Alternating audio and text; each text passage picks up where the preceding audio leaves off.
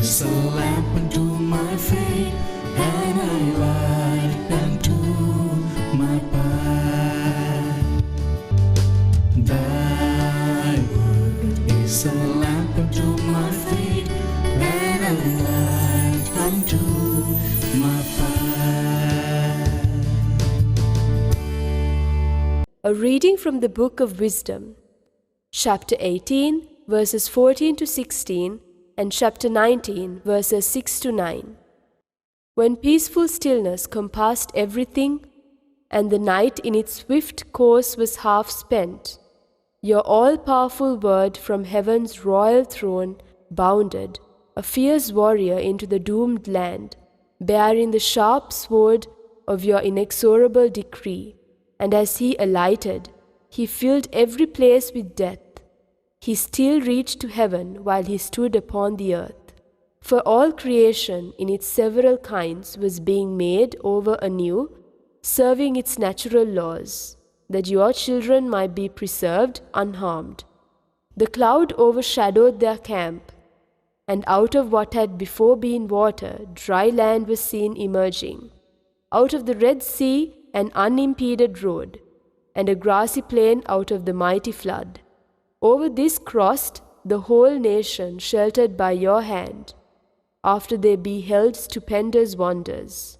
For they ranged about like horses, and bounded about like lambs, praising you, O Lord, their deliverer.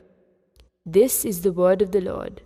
A reading from the Holy Gospel according to St. Luke.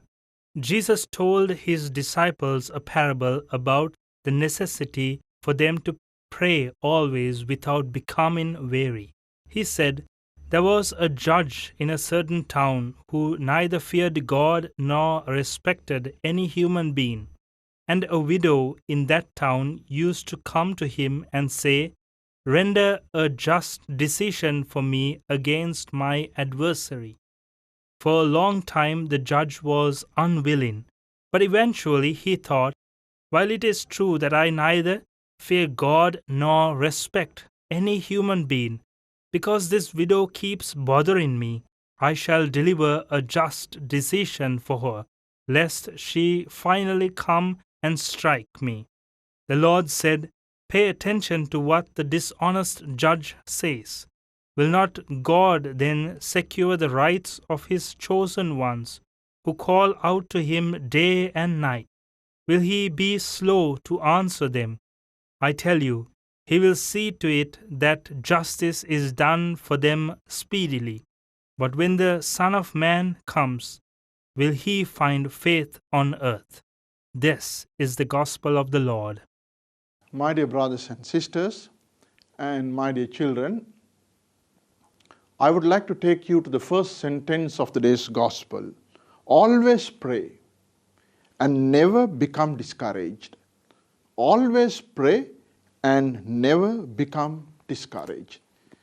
Dear brothers and sisters, and my dear children, what we read today is the unjust judge and the widow's story. You know, dear brothers and sisters, this widow, who really was a destitute, a helpless woman, as I said in one of my homilies, a widow is one who is helpless. You know, she goes to an unjust judge who really helped her finally. So Jesus concludes by saying, you know, this widow who had no support from anyone was helped by this judge. So Jesus says, our Heavenly Father, who is so merciful, who so loves us, you think that He will never listen to our prayers? He will always.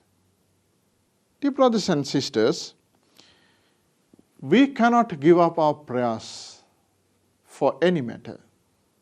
We cannot lose heart as Christians. We are a lot who really live always joyfully with the blessings of our Heavenly Father and with the living Christ in us always. Here, God is compared to an unjust judge. You see the comparison. Jesus makes. Here the unjust judge finally conceded to the petitions of a defenseless widow.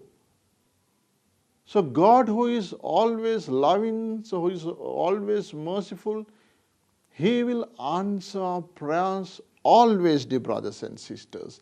Maybe that sometimes we feel that God does not answer our prayers. That's because of our intention. What is our intention? We want a solution to our prayers the way we wish. You know, God knows better. God will give us the best. Our wishes are not the best for all of us, for us, but God knows better than we know about ourselves. God understands all of us better than we understand ourselves. Persist in our prayer, dear brothers and sisters. This parable is a good lesson to all of us. We cannot be reluctant to address God. There should not be any reluctance behind us. Always we need to address God. This parable is an invitation to all of us to pray unceasingly, daily, always, whenever it's possible.